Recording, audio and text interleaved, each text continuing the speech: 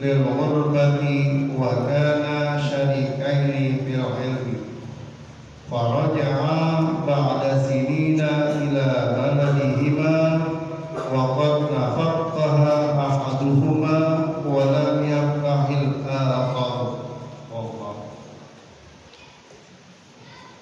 Bismillahirrahmanirrahim. Alhamdulillahi rabbil alamin. Wassalatu wassalamu ala asrafil anbiya'i wal mursalin sayyidina wa habibina wa safiina wa maulana Muhammadin wa ala alihi wa sahbihi ajma'in. Amma ba'du, qala Allah ta'ala fi kitabihil karim wa huwa asdaqul qailin. Rabbi shrah li sadri wa yassir li amri wa hlul 'uqdatam min lisani yafqahu qawli. Rabbi yassir wa la tu'assir, Rabbi tammim bil khair, subhanaka la ilma lana illa ma 'allamtana innaka antal alimul hakim. Wa la hawla wa la quwwata illa billahil 'aliyyil 'azim. Wa hukiya anna rajulani kharaja fi talabil ilmi lil ghurbati ay ad-diyaril al-gharimah. Wa hukiya, dan dihikayatkan, anna rajulani, bahwasanya ada dua orang laki-laki, kharaja fi talabil ilmi, keluar keduanya itu di dalam menuntut ilmu, lil ghurbati, ya, di dalam perantauan. Artinya ada dua orang menuntut ilmu ke negeri yang lain. Dia tinggalkan kampung halamannya, dia tinggalkan kotaknya, menuju ke tempat yang lain, ke negeri yang lain, dalam rangka ingin menuntut. Wa kana syarikaini fil ilmi, dan dia berdua ini menuntut ilmunya itu bersama-sama dari kampung yang sama, kemudian menuntut ilmu di pesantren yang sama, begitu lah kira-kira. Ya. Dan usianya sama. Faraja'a ba'da sinina ila baladihi, dan keduanya kembali bersama-sama di dalam menuntut ilmu itu, pulang dia sama. Perginya bareng, pulangnya juga bareng. Faraja'a ba'da sini, jadi dia pulang setelah beberapa tahun menuntut ilmu, kemudian pulang. Wa qad faqaha ahaduhum,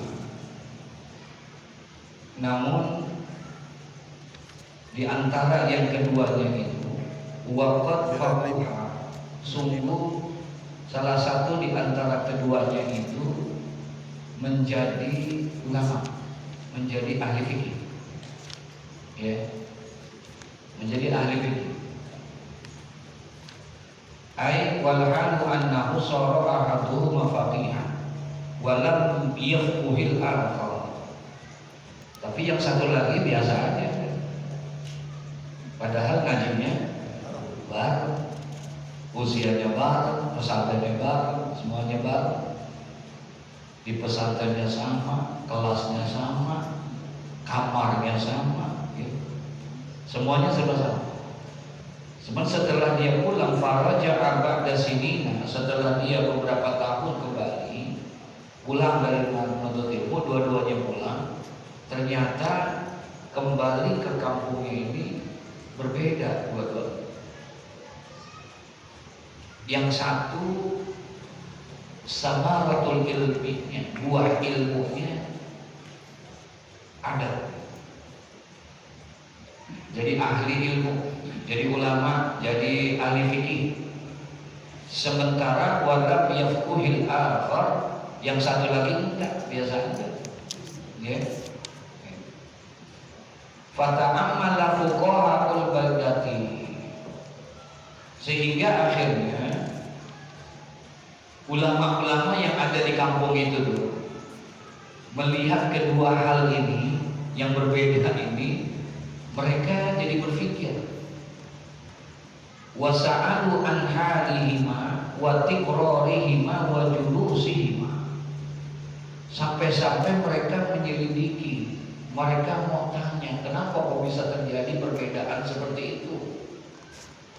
Kalau bicara berangkatnya baru, kalau bicara pesantrennya sama, kelasnya sama, tidurnya juga di kamar yang sama, semuanya sama, bareng-bareng. Tapi kenapa kok pada saat dia pulang ini mereka berdua kok berbeda keadaannya? Ya, berbeda keadaannya. Kalau dari sisi kualitas, dari pandangan zahiriyahnya itu sama aja, ya. Kayaknya nggak ada beda-beda banget gitu. Ya. Jadi ulama-ulama yang ada di kampungnya itu jadi merenung, berpikir apa yang bisa menyebabkan hal yang seperti itu. Wasa'alu an hadihima, sampai mereka menyelidiki, mereka bertanya tentang keadaan berdua itu orang tuh bagaimana. Wa tikrarihima wa julusihima. Terus metode belajarnya kayak apa sih mereka ini berdua? Gitu. Kesehari-hariannya mereka di dalam menuntut ilmu ini bagaimana? Itu yang diteliti sama ulama. Kenapa bisa seperti itu?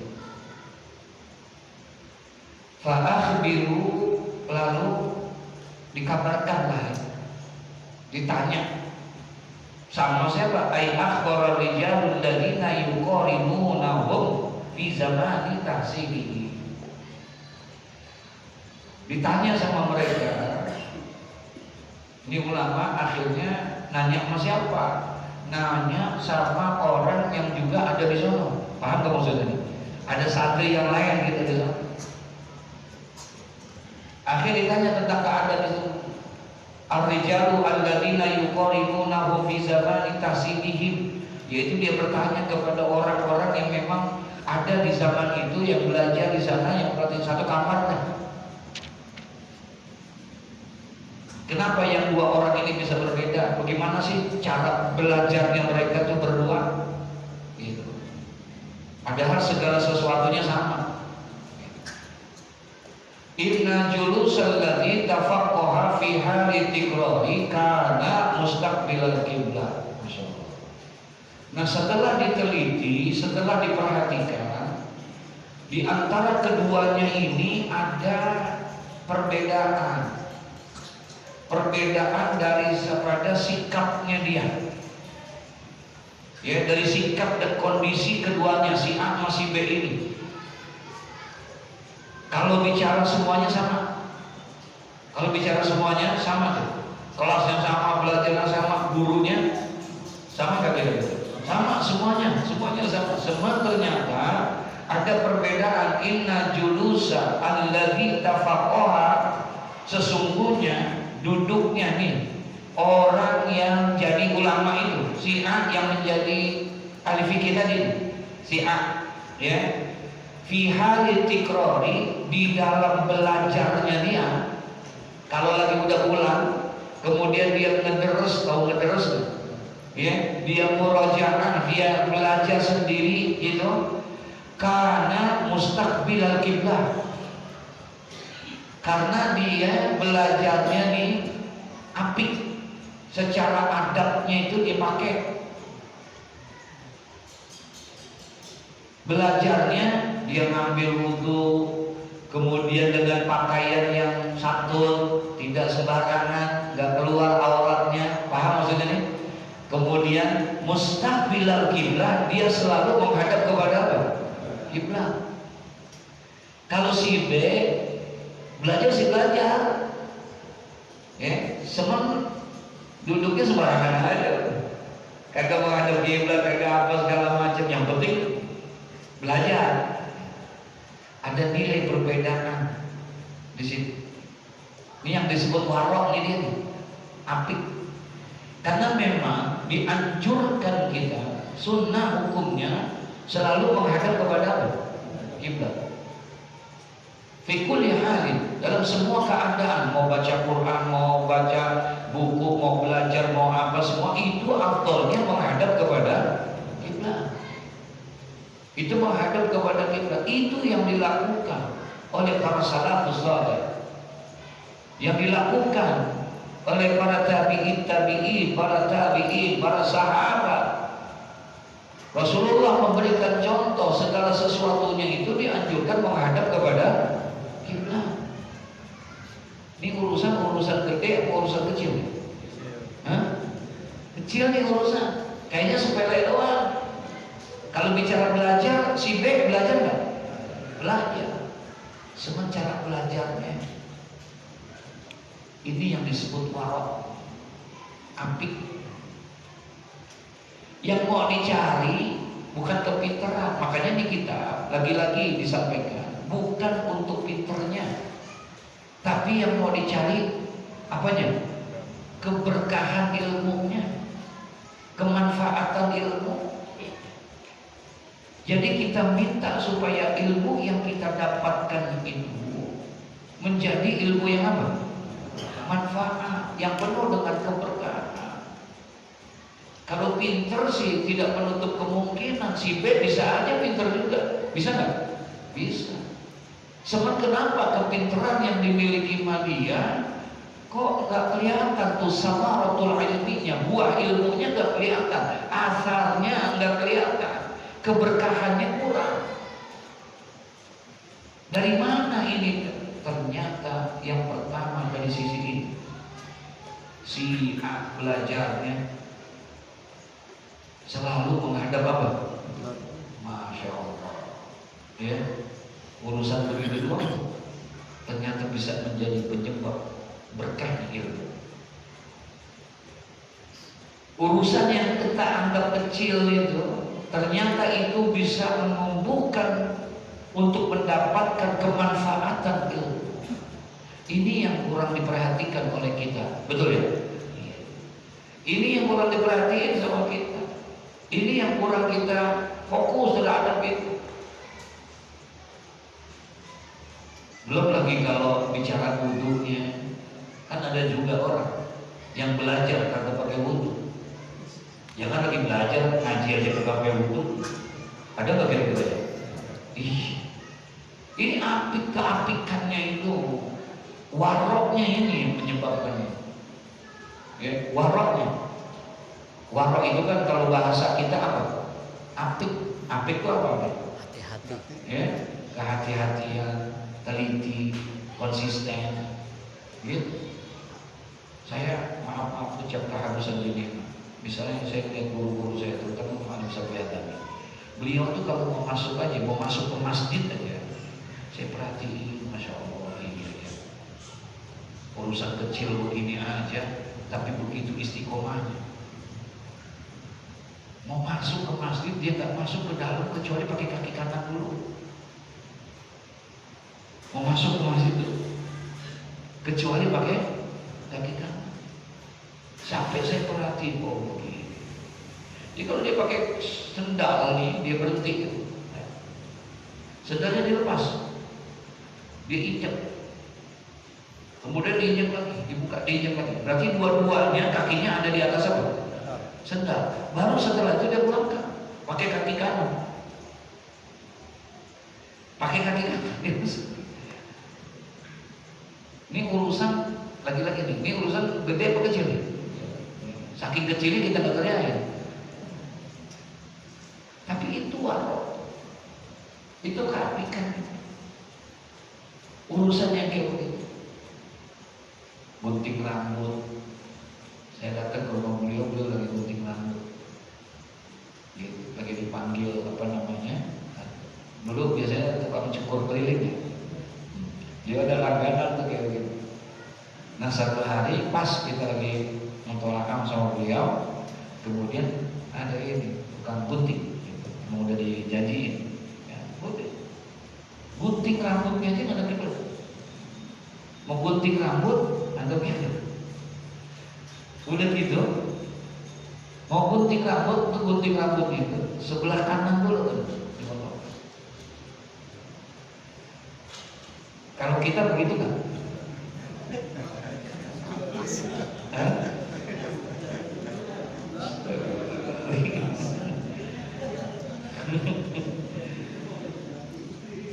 Jadi emang itu wudu itu afdalnya ngadep kiblat.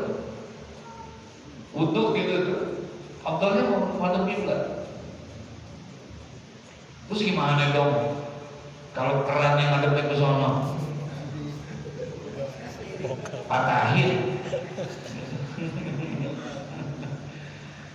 Ya, kitanya yang ngadep, kitanya yang ngadep. Begitu Pak,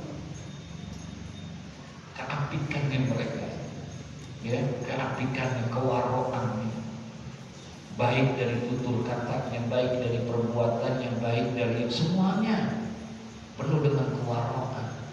Masya Allah, pantas kalau berkah.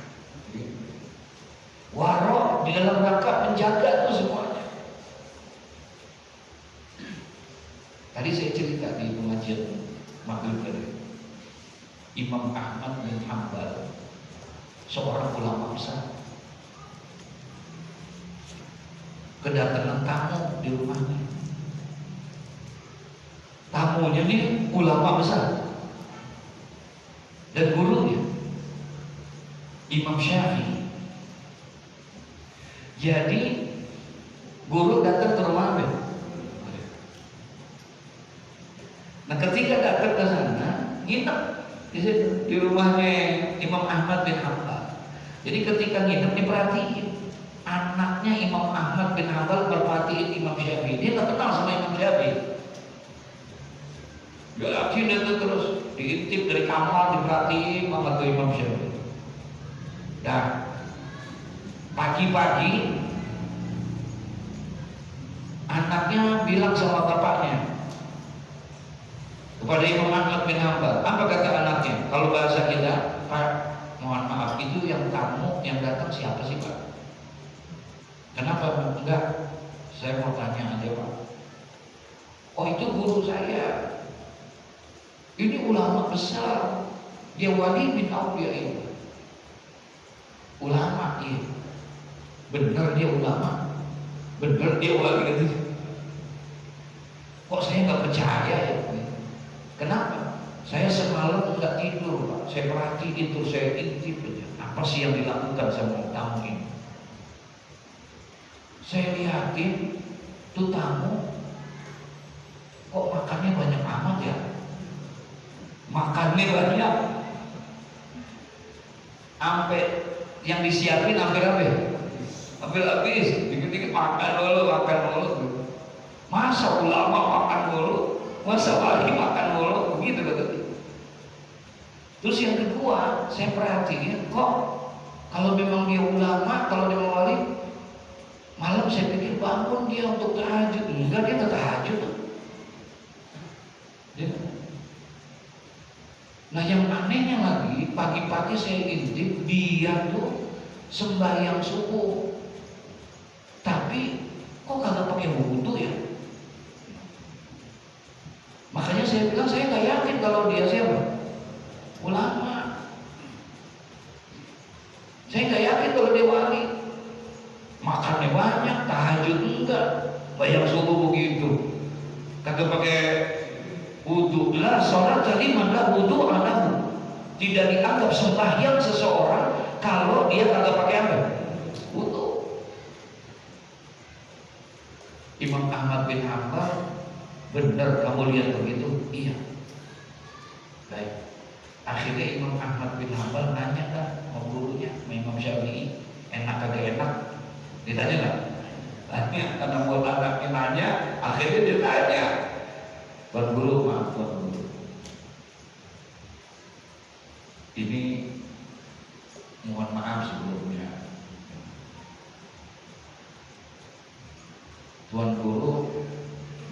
tadi anak saya bilang, dia perhatiin, kok tuan guru makannya banyak kan? Hampir-hampir aja tuh yang disiapin semuanya habis. Oh iya bener, lapar Bu? Enggak, emang saya sengaja makan. Kenapa? Sampai anak saya bertanya-tanya, oh, kamu tahu nggak? Makanan yang ada di rumah orang yang soleh itu adalah obat hati kita. Paham maksudnya itu?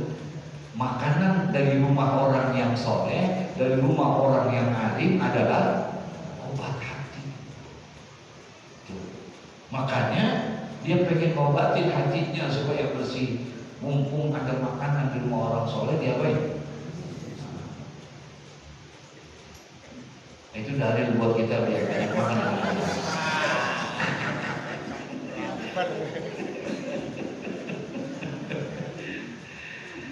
Itu Imam Syafi'i, gak kepikiran tuh kalau yang seandainya kayak begitu, paham gak maksudnya tuh? Ya? Astagfirullahaladzim. Oh begitu iya. Lalu kenapa? Kok semalam nggak tahajud? Kan dianjurkan benar kita untuk menghidupkan malam. Iya benar. Saya nggak tahajud semalam. Betul, anakmu benar. Saya nggak tahajud. Saya lagi ada tugas, ada kewajiban. Saya sedang menyusun kitab saya. Saya sedang mengkaji ilmu. Paham maksudnya? Ini lebih utama daripada tahajud. Begitu betul. Jadi mengkaji ilmu, menuntut ilmu itu lebih utama daripada tahajud. Jangan lagi tahajud. Nuntut ilmu itu lebih utama dari sholat yang fardu, lebih utama daripada puasa, bahkan lebih utama daripada haji. Sebagaimana Rasulullah bersabda, thalabul ilmi afdalu indallah minas sholat wasiyam wal haji wal jihad fi sabilillah. Menuntut ilmu itu lebih utama di sisi Allah, lebih afdal di sisi Allah daripada sholat, daripada puasa, daripada haji, bahkan lebih utama daripada jihad fi sabilillah. Kenapa? Karena seluruh amal yang kita kerjakan, sholat yang kita kerjakan, puasa, haji yang kita kerjakan, semua tidak akan diterima oleh Allah kalau tidak dilandasi dengan apa? Ilmu. Dan saya sedang menuntut ilmu, sedang menyelesaikan ilmu. Makanya saya tidak tahajud. Saya lebih utamakan itu. Subhanallah. Ya. Terus kok sembahyang subuh kagak pakai apa? Kok sembahyang subuh Tuan Guru dilihat anak saya nggak pakai wudu? Benar anak itu. Saya memang nggak butuh waktu mau sembahyang subuh. Kenapa? Sebab dari Isya sampai subuh saya nggak batal. Dari Isya sampai subuh nggak batal. Jadi saya tidak perlu wudu lagi. Walaupun sunnah, tajdidul wudu, memperbaharui wudu hukumnya sunnah. Ya, kita belum batal nih, kemudian kita mau sembahyang, wudu lagi, sunnah tuh. Padahal kalau dia nggak wudu lagi, sah nggak sholatnya? Sah, karena dia belum batal. Tapi tajdidul wudu sunnah. Ya, tajdidul wudu sunnah. Dengan catatan wudu yang pertama sudah dipakai, sudah digunakan buat sholat, bukan buat yang lain, bukan buat baca Quran, buat sholat. Wudunya sudah digunakan buat sholat, maka dia disunahkan lagi untuk tajdidul wudu. Benar anak mau itu. Dia lihat, dia perhatiin saya, ya, saya makannya banyak, saya nggak tahajud, saya nggak wudu. Kenapa? Karena makanan di rumah orang yang soleh itu adalah obat untuk hati kita. Yang kedua, lebih utama ilmu daripada itu. Makanya saya tidak tahajud.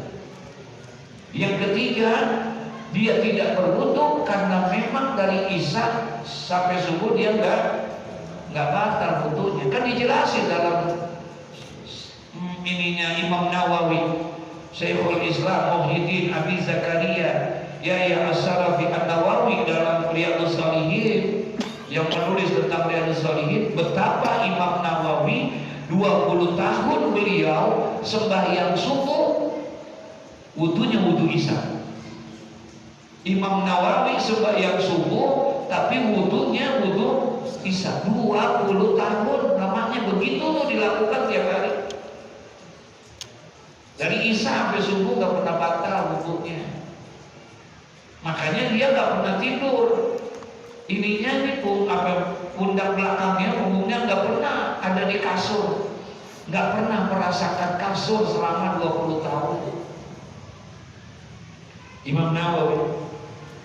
Kalau begitu dia gak pernah tidur. Tapi tidurnya tidak membatalkan wudunya. Sebab yang namanya tidur, ada tidur yang tidak membatalkan apa? Ada nggak? Ada tidur yang tidak membatalkan wudu. Nah ini dia enggak batal. Masya Allah, luar biasa. Begitu thariqahnya ulama-ulama terdahulu, para salafus saleh. Madhab kiblatnya, itu perkara-perkara yang seperti itu yang dijaga. Ya, ini kan udah hampir 900 tahun nih kita, lama, tapi masih dikaji di mana-mana. Berarti berkah nih kitabnya. Ya, berkah nih kitab. Nggak menimbulkan masalah, nggak menimbulkan ini. Orang banyak yang pakai, masuk di dalam akalnya. Ternyata dengan mempelajari ini akhirnya berubah pola belajar seseorang. Ya, bagaimana dia bisa mencari daripada keberkahan ilmu, bagaimana caranya dia mendapatkan kemanfaatan ilmu, dituangkan di dalam kitab ini oleh Syekh Zarnusi. Karena beliau lihat salah satu di antaranya sampai dicontohkan itu.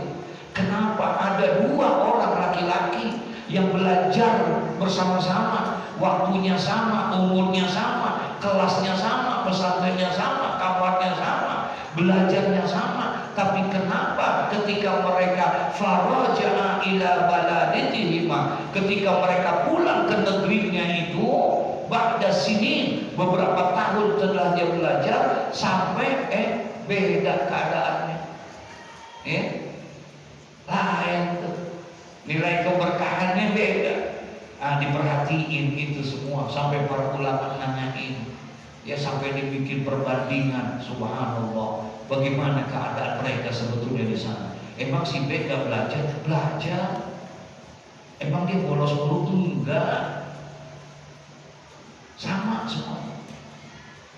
Ditunjukinlah sama itu. Ternyata satu di antaranya, inna julusa alladzi tafaqqaha fi hali tikrari kana mustaqbilal kiblah. Ternyata si A pantas dia berbeda, apik, karena lebih apik dia jaga banget, ya.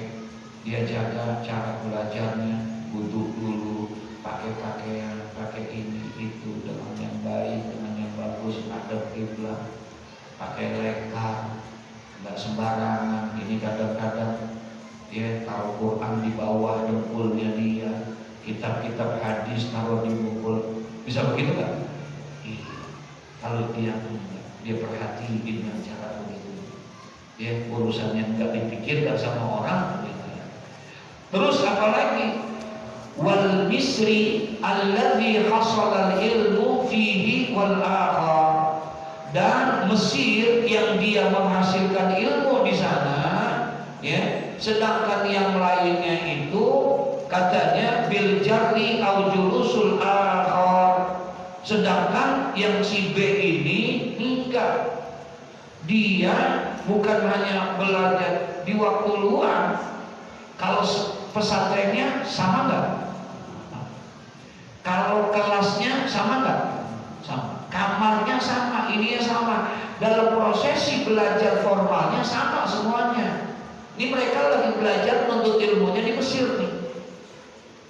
Wal Misri, dan dia di Mesir ini ternyata si A bukan hanya sekedar kalau lagi ngederes, lagi ngulang-ngulang pelajaran di kamarnya itu begitu apik menghadap kiblat dan lain sebagainya. Ternyata si A ini dia seringkali tuh ketika dia lagi waktu libur, ada waktu senggang, dia pergi ke tempat-tempat yang bisa dikunjungi ulama-ulama yang ada. Dia ziarah ke makam-makam yang ada di sekitar Mesir. Dia ke Imam Syafi'i, dia ke sini. Itu ternyata. Paham maksudnya kan? Si B mah enggak. Lagi liburan, mumpung lagi libur, ya, gitu. Udah boleh istirahat. Kalau perlu mancing. Ya. Tapi si B ini si A enggak. Dia lebih apik.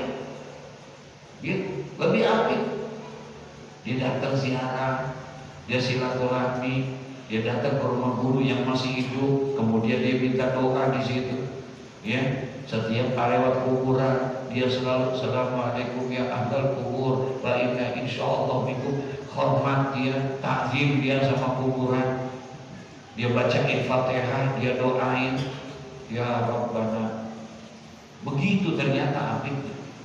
Satu hari saya ikut beliau, guru saya, ngajar hari Rabu dari subuh terus ke Kemayoran, terus ke Kalimalang, terus terakhir ke Condet. Ketika lewat Condet Al-Hawi, ya, di situ ada makbaro, ada kuburan para wali, ada Habib Ali, gurunya Mu'alim, ada yang namanya Habib Salim, di situ ada Habib Umar bin Hud Al-Aqas, kuburan di situ ada Al-Hawi. Lewat kuburannya aja Mu'alim sampai Adabi baca Fatihah. Padahal nggak di ziarahnya, nggak masuk ke dalamnya, hanya sekedar lewat. Saya bilang Masya Allah, menghormati para ulama sampai segitunya. Ya. Ketika dia lewat, ini kalau baca ziarah, baca Fatihah, pantas nggak? Pantas. Ini lagi lewat baca Fatihah. Di Fatihah dulu semuanya yang ada di situ, semua. Ini pantas. Wal Misri alladhi hasala al-ilmu fihi, Mesir itu, ya, alladhi hasala al-ilmu fihi, itu yang dia mendapatkan ilmu di negeri itu, di Mesir itu. Wal akhar, ya, dan juga yang lainnya. Jadi kalau yang si B tadi mah diem aja di rumah atau dia isi masa liburnya dia gitu lagi pas perayanya, kan sekolah ada perayanya kan? Ada perayanya. Nah, waktu liburnya itu dia gunain, apa dia main basket, apa dia ini, apa dia itu gitu. Kalau ini enggak nih, ya, nah dia ziarah dulu, dia datang ke rumah guru, dia datang ke rumah ustadz, dia ini ngapain? Untuk memperbanyak daripada minta doa, ya. Tapi yang satunya lagi enggak, karena ustadz birul kiblah. Pada apalagi katanya si B ini udah kagak doyan silaturahmi dan ziarah, dan juga mustaqbirul kiblah, dan dia itu selalu kalau belajar mustaqbil membelakangi apa? Kiblat. Enggak pernah tuh untuk kayak dia, ya. Dia belakangin kiblat arah mana aja, gitu, semaunya dia. Gitu. Bukan gak belajar, semuanya begitu, ya. Bahkan katanya wa wajhuhu ila ghairil misri jumlatan ismiyah fi mawqi'ha. Nah, jadi wajahnya dia pun juga artinya dia tuh enggak ila ghairil misri, enggak suka datang-datang itu. Ziarahin yang ada di sekitar itu. Ya. Dia ziarahin ke sekitar itu. Insyaallah. Nah, itu diantaranya yang bisa membedakan antara itu. Jadi perbedaannya dalam urusan perkara-perkara yang kita anggap apa? Kecil, ringan, tapi ternyata itu yang membawa keberkahan daripada ilmu, keapikan orang di dalam menuntut ilmu, ya, kewaraan seseorang di dalam belajar, ya. Kalau belajar semuanya belajar dua-duanya, paham tuh maksudnya, ya? Nah, sementara belajarnya ini yang mungkin menjadi kita, ya, Masya Allah. Fatafaqal ulama wal fuqaha annal faqiha faquha bi barakati istiqbalil qiblati idh huwa sunnatun fil julusi illa inda darurat. Fatafaqal ulama, setelah mendengar itu semua, setelah diceritain sama orang yang ada melihat keduanya itu di pesantrennya, nah maka sepakatlah para ulama-ulama yang ada di kampung itu setelah mendapatkan informasi-informasi itu, ya, fatafaqal ulama wal fuqaha, maka sepakatlah para ulama-ulama dan para fuqaha di kampung itu annal faqiha, ya, maka sesungguhnya si A itu menjadi ahli fikih, menjadi ulama itu, ya, dia menjadi faquha, menjadi ahli fikih itu tidak lain adalah bibarakati istiqbalil kiblat, karena keberkahannya selalu menghadap apa? Kiblat. Jadi menghadap kiblat ada berkahnya nggak? Tuh dia. Wala tahqiranna minal ma'rufi syai'an. Jangan dianggap sepele, jangan dianggap remeh. Kebaikan-kebaikan sekecil apapun kebaikan itu jangan kita sepelein. Karena bisa jadi yang kecil itu diterima oleh Allah dan menjadi sebab Allah berikan keberkahan dari situ. Makanya nggak boleh kita wala tahqiranna minal ma'rufi syai'an. Jangan sekali-kali kamu remehkan itu, kamu anggap kecil, kamu anggap sepele itu urusan yang begitu. Ada kiblat. Ternyata di sini akhirnya sepakat para ulama. Itu sebabnya salah satu di antaranya bibarakati istiqbalil kiblat. Kenapa? Izhuwa sunnatu fil julusi, karena huwa kembali tuh kepada apa namanya menghadap kepada kiblat itu. Sunnatu fil julusi adalah kesunahan di dalam duduk, dalam fi jami'il ahwal, dalam segala keadaan. Sunnah kalau duduk menghadap apa? Kiblat. Sunnah. Kalau dia melakukan kebaikan-kebaikan, sunnah setiap fi jami'il ahwal, dalam semua keadaan, dalam semua kondisi, kalau itu baik adalah sunnah menghadap kepada kiblat. Baca Quran, kalau sembahyang saya mau pasti dah, gitu, ya. Kita zikir, kita belajar, gitu. Buat semua kebaikan, jamin ahwal, gitu. Bukan di tempat maksiat, mau banting kartu, ada kiblat, gitu. Astagfirullahaladzim. Illa inda darurat, kecuali dalam kondisi darurat. Boleh nggak menghadap kiblat. Paham maksudnya nih? Kalau lagi dalam keadaan apa? Darurat, mau belajar sambil mengisi waktu, lagi naik bis perjalanan jauh, lagi naik pesawat perjalanan berjam-jam, pengen sekali belajar di kendaraan, bisa nggak? Bisa nggak? Nah sekarang dia lagi belajar, pengen lagi baca buku. Mau baca buku di perjalanan jauh, 4 jam, 5 jam. Daripada waktu sia-sia, dia mau baca buku, dia mau baca Quran, dia mau zikir sambil jalan. Katanya sunnah menghadap kepada kiblat. Apa kita suruh supirnya menghadap kiblat? Tuh kereta suruh balik menghadap kiblat? Enggak, illa inda darurat, kecuali dalam keadaan darurat. Boleh nggak? Boleh, ya. Dalam keadaan darurat boleh, gitu, ya. Kita nggak menghadap kiblat, masya Allah, masya Allah. Kalau yang lainnya kita hadap dah, menghadap kiblat, gitu, ya. Apa aja, fi jamil ahwal, di dalam semua keadaan, di dalam semua kondisi kita, selama itu kebaikan, maka dianjurkan untuk kita kesunahan itu untuk menghadap kepada kiblat. Makanya ada orang kalau dia tiduran di depan Ka'bah misalnya, ya dia pengen lebaran tidur di depan Ka'bah atau lagi di Madinah, itu askar suka ngomelin. Kalau ada orang misalnya Ka'bah di situ, Tiduran begini, kepala di sini, kaki ngadep ke Ka'bah. Nggak boleh. Ya, kakinya ngadep ke mana? Menjulurnya ke Ka'bah, diomelin, go. Gitu. Suruh bangun, nggak boleh. Kurang adab. Ya, begitu juga ke makam Rasulullah. Nggak boleh juga ngadep musinya, kakinya menjolor. Jadi palanya yang musi di sana, kakinya ke sana. Sunnah kita ada ini, sholat misalnya. Ya, makanya ulama itu ngajarin boleh kecuali pada saat zikirnya. Habis zikir, rubah duduknya. Terus kalau ulama kita ngajarinnya berubahnya itu kalau habis baca apa? Allahumma antas salam wa minkas salam. Habis itu langsung berubah, betul ya? Berubahnya bagaimana? Pundak kanan kita menghadap makmum, menjurus kepada makmum.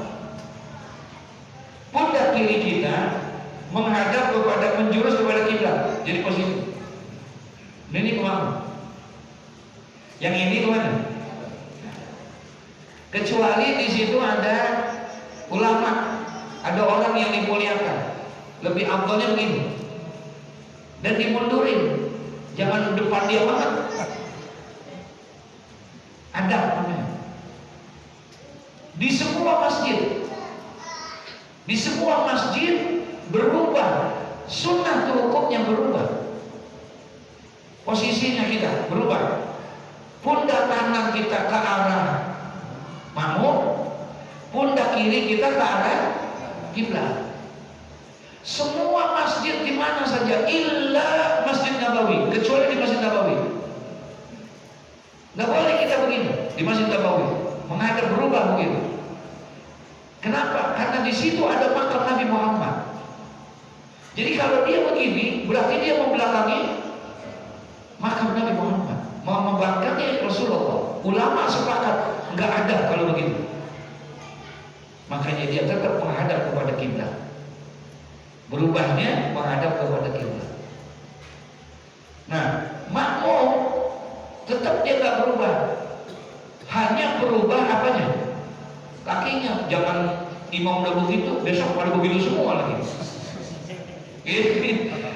Besok semuanya pada berubah begitu, enggak. Dia cukup tetap seperti itu, cuman berubah kakinya. Makanya ada dikatakan oleh sebagian ulama, maaf nih, ya, kalau dia selesai sembahyang, makmum nih, gitu, jangan berubah kakinya dalam tasyahud akhirnya tuh sebelum imam berubah. Makruh hukumnya. Kalau makmum udah berubah duluan, sementara imam belum. Ya, sementara imam belum. Jangan berubah dulu kecuali ada ilah, penyakit, ya, asam urat. Ya, maka boleh dia berubah. Kecuali itu. Nah, oleh karena itu imam harus mengerti. Jangan imam dari awal sampai akhir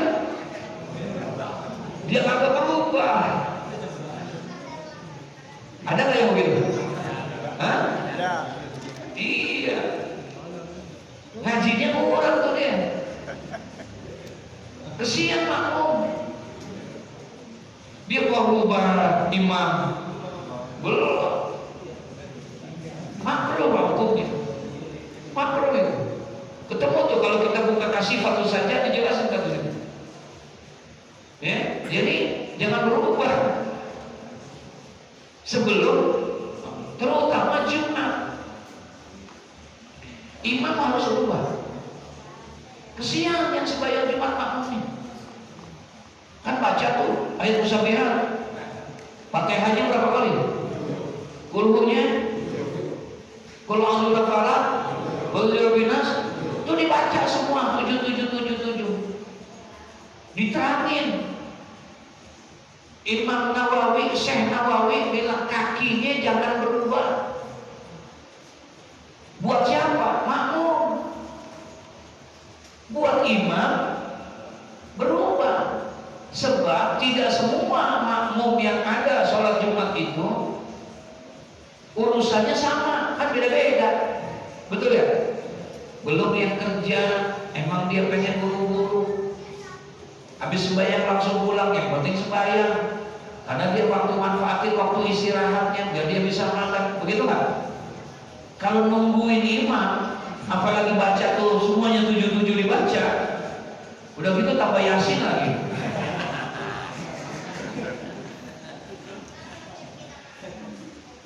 Itu imam, ya Allah. Makanya jadi imam tuh emang mesti